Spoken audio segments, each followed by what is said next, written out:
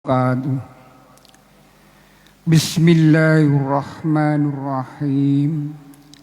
Nahmaduka wa naskuruka wa nasta'inuka ya Allah. Wa nusalli wa nusallim alaika ya Rasulullah Sayyidina Muhammad Abdillah wa ala alihi wa ashabihi wa mawalah. Wa qala Allahu ta'ala fil Qur'anil Karim, a'udzu billahi minasy syaithanir rajim. Bismillahirrahmanirrahim. Wa ma arsalnaka illa rahmatan lil alamin. Shadaqallahul azim. Yang sama-sama kita hormati beliau Bapak Anasom, Pak Multajam, Pak Kasti, dan segenap pengurus Yayasan Masjid Raya Baitur Rahman, serta yang sangat saya banggakan putra-putriku dari Riyadul Jannah. Pada pagi hari yang sangat membahagiakan ini, marilah kita bersama-sama mempersembahkan puji syukur alhamdulillah atas rahmat dan karunia-Nya. Pada hari ini kita dapat silaturahim, sholat subuh berjamaah, dan kita lengkapi dengan tafaqquhu fiddin, meningkatkan pemahaman penghayatan terhadap ajaran agama yang kita cintai bersama ini. Salawat dan salam semoga senantiasa terlimpahkan pada Nabi kita Muhammad sallallahu alaihi wasallam yang telah mengajak kita semuanya untuk meraih jalan kebahagiaan duniawi dan ukhrawi. Allahumma amin. Bapak, Ibu, dan putra-putri sekalian, pada pagi hari ini kita merasakan suasana yang sejuk dan menyejukkan di hati kita masing-masing. Kita dapat hadir di majelis ini. Kepada saudara kita yang barangkali tidak hadir, kita memahami karena semalam turun hujan dan tadi menjelang sholat subuh ini pun kembali hujan, sehingga mudah-mudahan kita semuanya tetap sehat walafiat. Allahumma amin. Bapak Ibu sekalian yang saya hormati, pada pagi hari ini kebetulan kita memasuki minggu tenang, sehingga kami ingin bicara yang lepas dari kaitan dengan perpolitikan ataupun pemimpin yang arif dan amanah. Namun ada satu hal, seluruh dunia saat ini termasuk negara kita menganggarkan 30-40% anggaran negara untuk pengadaan COVID, karantina, isolasi, dan lain sebagainya.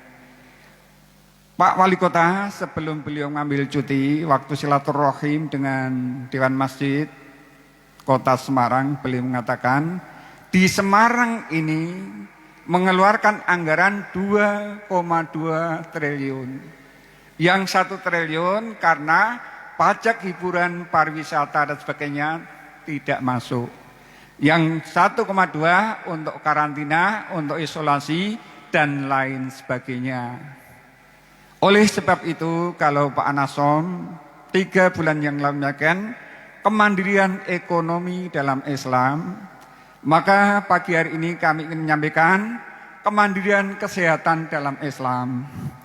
Dan mohon maaf karena yang hadir adalah putra-putri dari Riyadul Jannah, kami ingin mengajak putra-putriku untuk mencoba bagaimana untuk menyampaikan ide dan gagasan kita pada orang lain. Karena yang lain sudah selevel, bahkan Pak Anasom, Pak Multajam ini kaitan dengan jam terbang pidato jauh di atas kami. Adik-adik sekalian, jadi kalau kami menyampaikan apapun, yang pertama adalah pengertian, yang kemudian dasar, yang ketiga adalah contoh konkret di dalam kehidupan. Sehingga pagi hari ini kemandirian kesehatan ini adalah manakala kita itu mampu menjaga kesehatan kita masing-masing tanpa ada ketergantungan obat-obatan, dokter, dan lain sebagainya. Jadi ini sederhana sekali. Kemudian kaitan dengan contoh ini, contohnya adalah Rasulullah Sallallahu Alaihi Wasallam. 14 abad yang lalu beliau mengadakan lawatan kenegaraan ke negara Habsyi. Jadi negara Habsyi ini sekarang Ethiopia. Sejak dulu sampai sekarang mayoritas beragama Katolik. Sehingga sebelum Rasul ke Ethiopia ataupun Habsyi, selayaknya kepala negara yang lain pasti ada tim advance kepresidenan. Sama dengan Pak Ma'ruf Amin mau Jumatan di sini, 3 hari sebelumnya sudah banyak tim advance dari Jakarta mengamati celah-celah untuk pengamanan, kemudian juga kebiasaan tamu negara dan sebagainya. Tim advance dari negara Habsyi ini menemukan 3 hal kebiasaan Rasulullah. Yang pertama, beliau kepala negara, pemimpin umat, namun sangat sederhana, ingin duduk bersama di karpet hijau bersama masyarakat pada umumnya. Ini yang pertama. Kemudian yang kedua adalah sangat sederhana di dalam beliau dahar, unjukan dan sebagainya. Lah yang ketiga inilah yang menarik. Rasul ini kalau mengadakan lawatan kenegaraan apapun bentuknya, yang jelas adalah lawatan perniagaan, kemudian persahabatan, ukhuwah watoniyah, ukhuwah basyariyah dan sebagainya, tidak pernah mau menerima bingkisan yang berupa materi. Jadi kita tahu kalau Presiden Salman dari Arab, kemudian dulu Barack Obama ke Indonesia, pasti ada pemberian kenang-kenangan dari Indonesia, apakah batik, ukiran Bali dan sebagainya. Lah Rasul ini tidak mau. Namun karena Raja Habsyi bukan orang yang tidak berpengalaman, punya keinginan untuk menjalin persahabatan, memberikan kaitan dengan hadiah yang mudah-mudahan tidak ditolak oleh Rasulullah. Dan ternyata tidak. Jadi setelah Rasul kembali ke kota Madinah, pusat kenegaraan pada waktu itu, Raja Habsyi mengirimkan seorang dokter pribadi ke Madinah. Jadi dokter pribadi yang juga Katolik tadi bersama Rasul dan keluarganya 4 tahun. Jadi selama 4 tahun itu ternyata tidak ada tugas sama sekali. Rasul dan keluarganya tidak ada yang sakit. Para sahabat yang lain pun yang juga diberi kesempatan juga tidak ada yang sakit. Karena seorang dokter memutuskan setelah 4 tahun ingin pulang kembali ke negaranya, karena kalau sekarang istilahnya gaji buta dan sebagainya, diberi fasilitas negara tapi tidak ada tugas. Namun seorang dokter yang terpilih sempat menulis catatan kecil yang masuk dari min hayati Rasulullah, kaitan dengan kehidupan Rasulullah. Kenapa 4 tahun sudah tidak ada yang sakit? Di bawah catatan para sahabat 10 tahun yang menggantikan imam itu hanya Abu Bakar, 4 hari 4 malam menjelang beliau wafat. Kecuali kalau beliau tindak ke luar negeri, kemudian lawatan kenegaraan dan sebagainya, itu perkara lain. Tapi tidak didengar Rasul kurang enak badan dan sebagainya. Jadi 4 tahun di bawah catatan dokter, 10 tahun catatan sahabat, Rasul dan keluarganya tidak pernah sakit. Sehingga dokter tadi sempat membuat tulisan. Mudah-mudahan adik-adik nanti bisa dipraktekkan dan nanti sukses seperti Rasulullah. Karena Rasul ini 24 tahun usianya sudah memimpin lawatan dagang ke luar negeri. Kemudian sekarang ini umat yang paling banyak adalah umat Rasulullah. Umat Islam di dunia ini 3 miliar, dari penduduk dunia 9 miliar. Buktinya apa? Kuota haji ini 3 juta dihitung dari penduduk muslim dunia yang jumlahnya 3 miliar. Jadi datanya akurat di Kementerian Agama dan Kementerian Dalam Negeri Arab Saudi ada. Apa yang ditulis? Yang pertama sederhana. Bangun pagi, sholat subuh dan tidak kembali tidur. Sederhana sekali. Catatan di Polda Jawa Tengah, Dirlantas, Direktorat Lalu Lintas yang ngurusi kaitan dengan lalu lintas di Jawa Tengah ini, kecelakaan lalu lintas di Jawa Tengah ini 60% terjadi antara jam 7 sampai 8 pagi. Ranking pertama, pelajar mahasiswa pegawai yang memang bangunnya sudah terlambat. Sehingga di jalan tidak tenang, terjadilah kecelakaan lalu lintas. Kemudian yang kedua, sewaktu Pak Ismail menerima siswa teladan yang akhirnya dari teladan nasional, silaturahim dengan beliau. Pak Ismail dengan tersenyum beliau menanyakan, wahai putra-putriku yang jadi siswa teladan nasional, apa rahasia anak-anakku bisa sukses jadi siswa teladan tingkat nasional? Jadi setiap tahun 17-an ini, para teladan se-Indonesia ini ikut upacara bendera di Istana Negara, sore harinya silaturahim dengan Bapak Presiden, termasuk yang tadi wawancara dengan Bapak Gubernur. Jawabnya, belajar di pagi hari meskipun hanya 15 menit. Kemudian yang ketiga, hafid dan hafidhoh. Ini ternyata hafalan yang paling menyentuh, mudah diingat adalah juga ba'da sholat subuh. Monggo Bapak Ibu sekalian yang ingin menambah, melengkapi referensi kaitan dengan hafalan, kita manfaatkan pagi hari ini. Masih satu lagi, di Ngalian ini ada pengusaha sukses 2 orang. Yang pertama adalah Bapak Ahmad Yen, beliau memang almarhum, beliau adalah bendara MWC NU Ngalian. Waktu itu kami ketuanya. Jadi rahasia bila sukses, punya toko material 5 tempat. Kemudian pengembang perumahan, kemudian kaitan dengan produksi minuman ini jadi mineral dan sebagainya ini. Ternyata rahasianya adalah bukalah toko itu paling awal.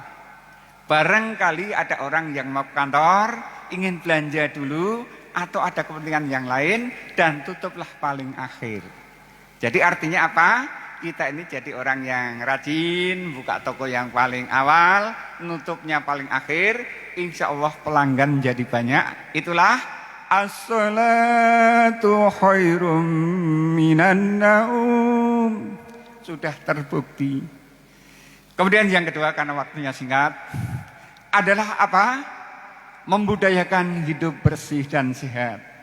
An-nadzafatu minal iman. Jadi oleh Rasul dan keluarganya diterapkan benar kaitan dengan jaga kebersihan ini, termasuk kenapa kita ini disunahkan pakai pakaian putih waktu sholat, utamanya sholat Jumat, hanya karena kalau kotor cepat nampak sehingga segera kita bersihkan. Jadi ruku dan sebagainya itu tidak harus putih, tapi kalau putih itu memang dalam rangka an-nadzafatu minal iman. Jadi ini sering kita dengar, namun marilah kita terapkan di dalam kehidupan sehari-hari. Kita ada himbauan gerakan kebersihan, gerakan kerja bakti dan sebagainya. Mari kita niati innamal a'malu binniyat, menjaga kesehatan dalam rangka itba' Rasulullah sallallahu alaihi wasallam. Kemudian yang ketiga, karena ini kehidupan sederhana sekali, kebiasaan Rasulullah adalah makan dan minum secara teratur. Beliau bersabda summu tasihu. Di samping disunahkan puasa Senin Kamis, kemudian bed dan sebagainya, adalah rahasia sehat adalah menjaga kesehatan kita ini dengan makan dan minum secara teratur. 14 yang lalu belum ada istilah 4 sehat 5 sempurna dan sebagainya. Waktu sahabat tanya dengan Rasul, ya Rasul, makan dan minum yang teratur itu seperti apa? Beliau dengan tersenyum, janganlah kalian makan dan minum seperti seekor onta. Jadi seekor onta ini kalau makan dan minum, sepanjang di depannya ini belum habis, tidak mau berhenti. Namun kuat tidak makan dan minum selama 14 sampai 17 hari. Jadi nanti adik-adik kalau ingin kita buktikan, kita wisata religi ke Yogyakarta, lihat binatang onta. Bagaimana cara makan, apakah kalau di depannya masih ada, tidak mau berhenti itu benar atau tidak. Kami sudah membuktikan.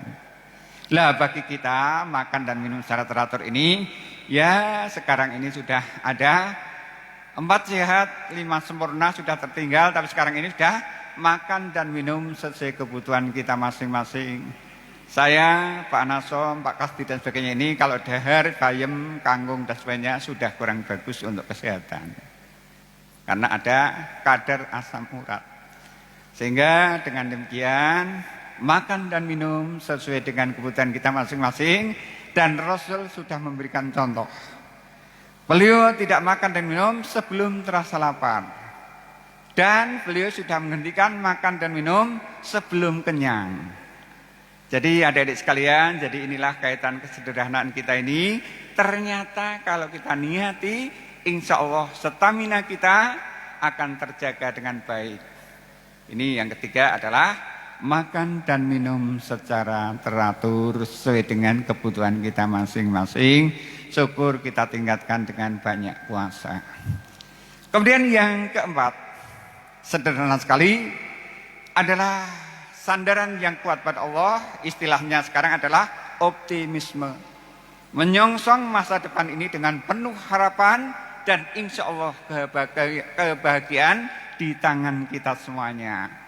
Jadi tidak boleh pesimis, kecil hati, putus asa dan sebagainya, tapi sandarkan pada Allah, karena kita berikrar alayya nahya wa alayya namutu wa alayya narji'un. Kepada Allah kita hidup, kepada Allah kita kembali, dan kepada Allah kita akan mempertanggungjawabkan amal perbuatan kita semuanya.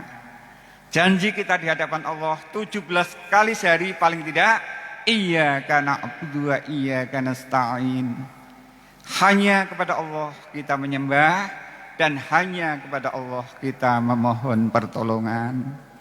Di saat ada pandemi seperti ini, Rasul Al-Quran mengajarkan yang pertama adalah memperbanyak doa kepada Allah. Ud'uni astajib lakum, berdoalah padaku, niscaya akan aku kabulkan. Kemudian yang kedua, ikhtiar lahiriahnya adalah kita taati protokoler kesehatan, pakai masker, jaga jarak, cuci tangan dengan sabun, kemudian tidak berkerumun, dan lain sebagainya. Ini adalah kaitkan kita bisa sehat walafiat. Kita sandarkan pada Allah. Yang kedua adalah ikhtiar dengan sebaik-baiknya. Kemudian kaitan dengan ini, kalau adik-adik ingin sejarah kenapa kaitan dengan protokoler kesehatan ini, ternyata dasarnya adalah Al-Quranul Karim. Nanti dibuka surat Ali Imran 195. Wa anfiqu fi sabilillahi wa la tuhliku bi aidikum ila tahlukah wa ahsinu innallaha yuhibbul muhsinin. Ini dasarnya WHO menetapkan protokoler kesehatan yang akhirnya diadopsi oleh Kementerian Kesehatan, Permenkes 9 2020, yang kita kenal dengan pesan Ibu Negara. Apa perintah Al-Quran? Hendaklah kalian memperbanyak infak dan sedekah.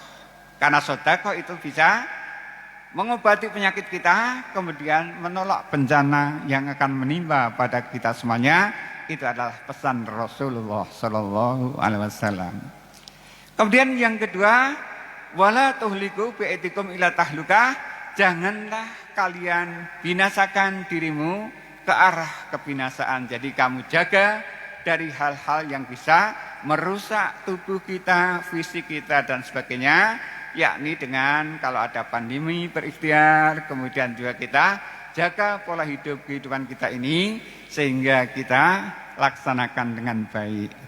Yang ketiga, wa ahsinu innallaha yuhibbul muhsinin. Hendaklah kalian berbuat baik karena Allah mencintai orang-orang yang berbuat baik. Jadi kita sehat, namun kita pakai masker ini menjaga orang lain, termasuk bagian daripada akhlakul karimah. Inilah Al-Quran sudah menanamkan 14 abad yang lalu, tidak lagi pengobatan tapi adalah promosi kesehatan. Yang kedua adalah pencegahan penyakit.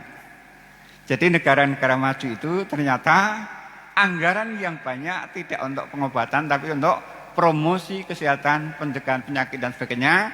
termasuk di Timur Tengah ini, kalau orang sakit itu pertama adalah sholat sunnah, berdoa pada Allah, mohon kesembuhan, barulah konsultasi dokter. Sehingga dokter di Arab Saudi berbeda dengan di Indonesia, sana itu pasiennya tidak terlalu banyak, kecuali musim haji saja. Jadi itu yang keempat. Kemudian yang kelima, karena waktunya pas hampir 30 menit, yang kelima adalah sabar di dalam menghadapi problema kehidupan. Innallaha ma'asyabirin, sesungguhnya Allah bersama dengan orang-orang yang sabar. Antara cita-cita, keinginan, harapan kita tidak sepenuhnya dikabulkan oleh Allah karena demi kebaikan kita semuanya. Jadi kalau adik-adik punya uang, pagi akad seperti ini tidak di Masjid Raya Petroman, tapi mungkin berada di Bandungan, cari udara segar dan sebagainya. Namun dengan pemberian Allah seperti ini, kita bisa berada di majelis taklim. Bapak Ibu sekalian yang saya hormati, sebelum kita simpulkan bersama, kemudian mudah-mudahan dapat dilaksanakan, marilah kita bersolawat sebentar. Sehingga mudah-mudahan dengan solawat, kita bisa itba' Rasulullah. Apa yang kita dapat hari ini, kita praktekkan dalam kehidupan sehari-hari. Jadi selawat yang paling sederhana saja. Mudah-mudahan adik-adik dari Riyadul Jannah hafal. Ahmad ya Habibi, Ahmad ya Habibi, Ahmad ya Habibi, ya Habibi, salam alaika, salam alaika. Monggo. Ahmad ya Habibi, Ahmad ya Habibi, Ahmad ya Habibi, salam alaika, salam alaika. Ya aunal gharibi, ya nurul dhalami, ya syafi'al khalqi, ya habibi, salam alaika, salam alaika. Ahmad ya habibi, Ahmad ya habibi, Ahmad ya habibi, salam alaika, salam alaika. Kesimpulannya untuk adik-adik sekalian, jadi kalau kita belajar tausiah dan sebagainya, yang pertama pengertian apa yang ingin kita sampaikan, yang kedua adalah dasarnya tadi Ali Imran 195, hadis Rasul, kemudian contoh nyata yang dilaksanakan oleh Rasulullah sehingga beliau menjadi orang yang sukses sebagai kepala negara, sebagai pemimpin umat yang sekarang ini umatnya terbanyak di dunia. Kesimpulan mudah-mudahan dapat kita hafal. Bangun pagi, sholat subuh dan tidak kembali tidur. Membudayakan hidup bersih dan sehat. Makan dan minum secara teratur. Optimisme di dalam menyongsong masa depan atau sandarkan kita pada Allah SWT. Yang terakhir, sabar di dalam menghadapi problema kehidupan. Saya yakin adik-adik sudah hafal, kalau bapak-bapak barangkali sudah melakukannya. Karena waktunya sudah cukup, tidak lengkap kalau tidak kita akhiri pagi hari ini biar meriah dengan bacaan puisi. Namun puisinya karena kita sesuaikan dengan protokol kesehatan, juga waktunya sangat sederhana sekali. Cuci pakaian sampai bersih, cukup sekian, terima kasih. Wallahu muwaffiq ila aqwamit thoriq. Wassalamualaikum warahmatullahi wabarakatuh.